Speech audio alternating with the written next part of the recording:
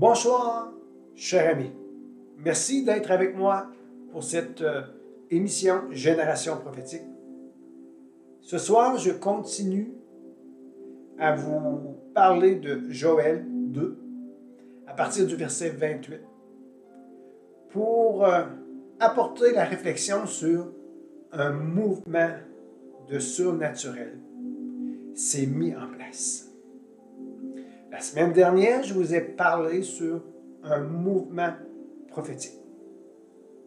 La prophétie de Joël 2, et je vous le relis pour se mettre en contexte.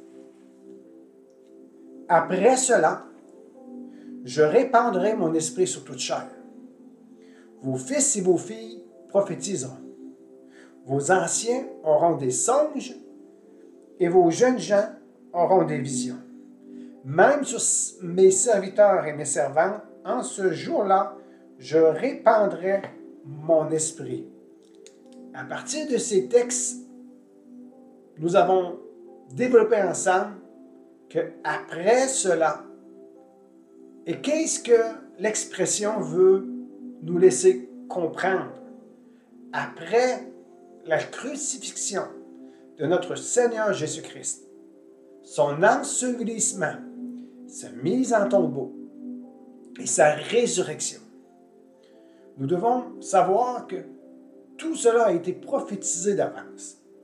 Après un ministère de 3 ans, presque et demi, le Seigneur Jésus-Christ a fini son ministère selon la volonté de son Père, qui est victime, Jésus-Christ, la victime expiatoire pour le pardon des péchés. Il était le Messie. Et tout cela était pour accomplir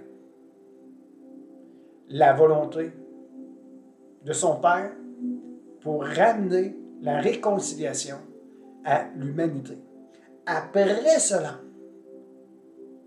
le mouvement de l'Esprit serait répandu.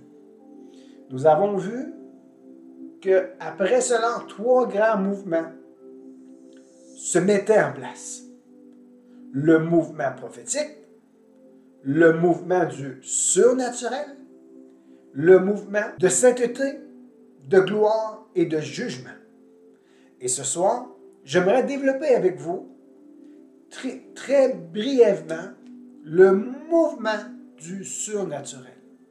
Ce que je veux vous donner comme explication, le mouvement du surnaturel prend sa naissance dans le mouvement prophétique. Lorsque la prophétie vient, lorsque la révélation du cœur du Père est relâchée, la révélation du cœur du Père est relâchée par autorité sur cette terre, cela met en place le mouvement du surnaturel.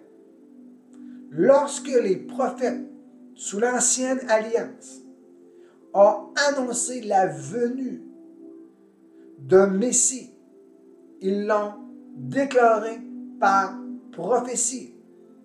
Ils l'ont déclaré de 1001 manières, sous différents aspects. Plusieurs prophètes ont parlé de la venue. Et Jésus-Christ est venu de façon surnaturelle. Seulement la naissance est surnaturelle. Tout son ministère, tout ce qu'il a fait, c'était surnaturel. Nicodème l'a rencontré et il a dit, « Maître, nous savons que tu viens de la part de Dieu, que tous les miracles que tu fais, si Dieu n'est pas avec toi, personne ne pourrait faire ce que tu fais. Alors, même les rabbins, certains, des pharisiens, des scribes, des hommes de toute classe sociale, des femmes, ont reconnu que le surnaturel était sur la vie de Jésus. Alors, la voix prophétique met en place le mouvement du surnaturel.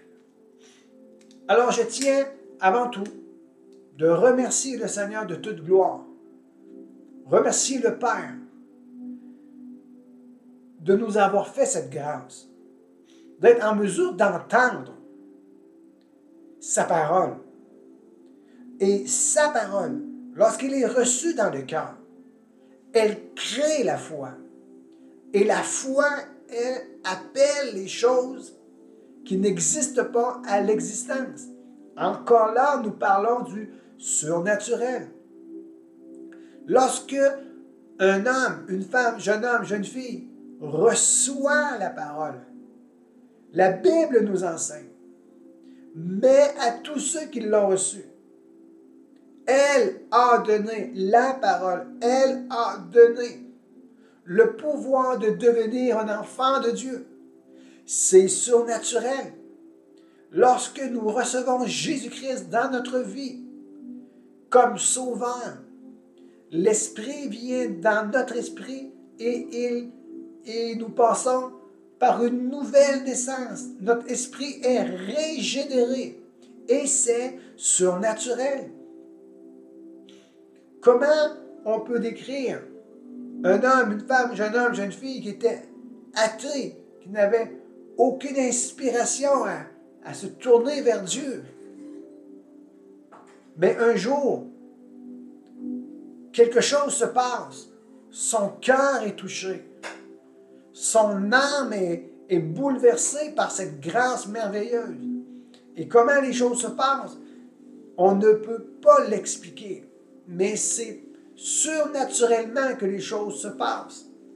Il y a un mouvement surnaturel qui est possible aujourd'hui.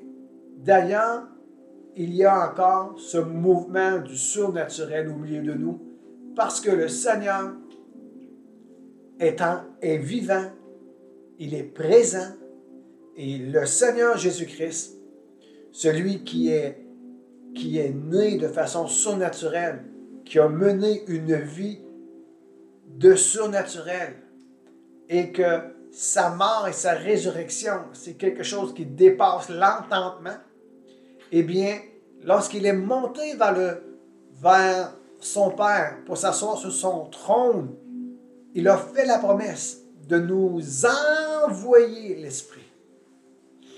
Alors, le surnaturel est au milieu de nous et nous devons y porter attention.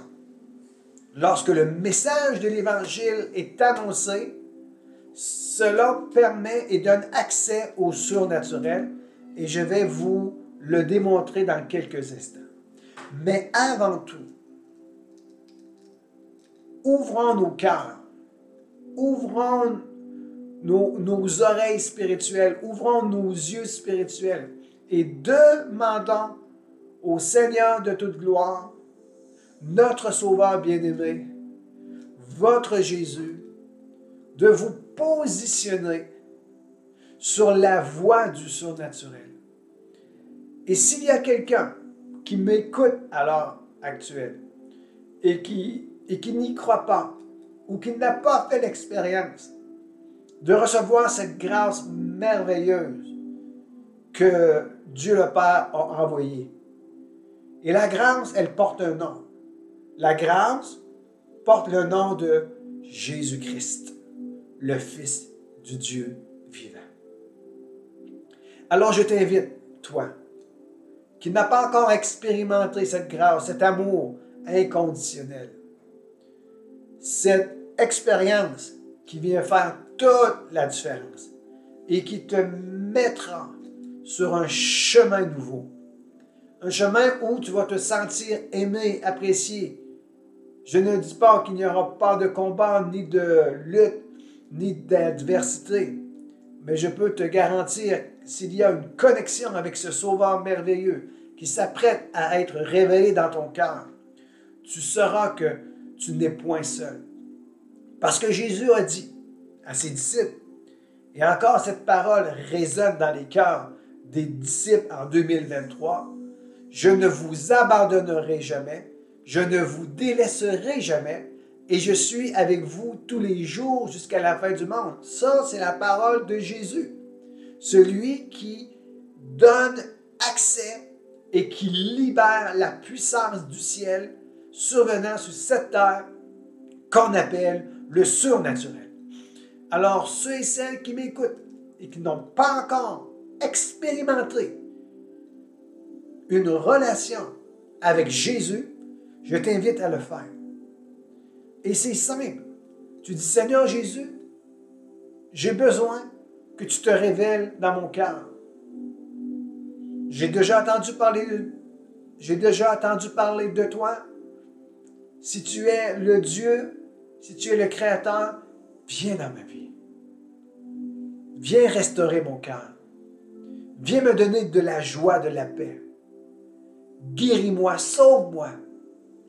Et je m'engage à commencer à suivre les pas d'un disciple envers son maître. Toi, Jésus, mon maître. Et ceux et celles qui entendent cette simple prière et qui se dit en lui-même, je suis prêt à m'engager. Je suis prêt à faire cette expérience moi aussi. Alors je t'invite, appelle un chrétien, rejoins une église, prends la Bible, lis-la, ne reste pas seul. Trouve une assemblée et commence à connaître ce Sauveur merveilleux. Et tu vas vivre et expérimenter le surnaturel. Maintenant, je vais parler un peu de surnaturel. Le surnaturel prend sa source dans la puissance de la croix de Christ. L'apôtre Paul dit, je n'ai point honte de l'Évangile. L'Évangile qui est une bonne nouvelle. C'est une puissance. Et c'est une puissance contre toutes les puissances contraires et ennemies de Dieu. Cette puissance qui provient de l'œuvre de Jésus-Christ à la croix, libérée par la proclamation, reçue par la foi, elle vient briser toute maladie, toute oppression, brise tout mensonge, vient rétablir la vérité. Je vais vous parler du mouvement du surnaturel. Joël 2, et on va lire au verset 30 et 31. Dans d'autres versions, c'est Joël 3, 2 et 4. Je vais lire le verset 3 parce que je viens de lire le verset 2 il y a quelques instants. Je ferai paraître dans le ciel et sur la terre du sang, du feu et des colonnes de fumée. Le soleil se changera en ténèbres et la lune en sang. Avant l'arrivée du jour de l'Éternel, de ce jour grand et redoutable, le Saint-Esprit, c'est le Saint-Esprit qui a été répandu sur toute chair, qui vient faire le mouvement de ce surnaturel. Le Saint-Esprit accompagne toujours le message. Marc 16. Je veux lire avec vous Marc 16 pour vous démontrer, selon la parole de Dieu, que le mouvement du surnaturel provient de la présence du Saint-Esprit lorsque le message de l'Évangile est déclaré. Lisons ceci.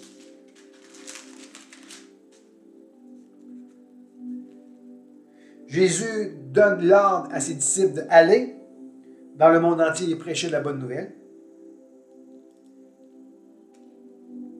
Voici les signes qui accompagneront ceux qui auront cru. En mon nom, ils chasseront des démons. Ils parleront de nouvelles langues. Ils saisiront des serpents. S'ils boivent quelques breuvages mortels, ils ne leur feront aucun mal. Ils imposeront les mains aux malades et ceux-ci seront guéris. N'est-ce pas du surnaturel? Des choses qui dépassent notre entendement? Et voici de quelle manière que cela se produit. Le Seigneur, après leur avoir parlé, fut enlevé au ciel et s'assit à la droite de Dieu. Et ils s'en allèrent prêcher partout. Le Seigneur travaillait avec eux. Ici, le Seigneur, c'est le Saint-Esprit. L'apôtre Paul dira dans une lettre aux Corinthiens, le Seigneur, c'est l'Esprit. Et là où est l'Esprit, là est la liberté. Alors, lorsqu'on parle ici de le Seigneur, on parle du Saint-Esprit. Travailler avec eux, confirmer la parole par les signes qui les accompagnaient. Le Saint-Esprit poursuit toujours la parole pour l'exécuter. Nous avons la responsabilité d'être remplis du Saint-Esprit. Et pour cela, tout commence par la parole, remplissant nos cœurs et qui est relâchée par notre bouche. Une voix se fait entendre dans les cieux, appelée à être relâchée sur la terre. Alors, je termine avec ceci. Je vous encourage fortement à croire de tout votre cœur que le Seigneur Jésus-Christ, lorsqu'il a envoyé le Saint-Esprit, c'était pour aussi glorifier son nom. Jésus a envoyé le Saint-Esprit afin que le Saint-Esprit glorifie le nom de Jésus partout où il sera prêché, afin que le cœur du Père puisse se réjouir. Relâchons la parole. Ayons du courage. Ayons de la force et du caractère. Et le Seigneur, l'Esprit de Dieu, va attester par des signes, miracles et prodiges, qui est le surnaturel. Il va attester par des signes, par des miracles, la parole ou la prédication que vous avez proclamée. Soyez bénis et que la grâce de Dieu vous accompagne. Et le Québec, le Canada, et sur tout le continent et partout dans le monde, nous sommes dans un mouvement de gloire et que la gloire de Dieu se lève aussi dans ta vie. À bientôt, à la semaine prochaine.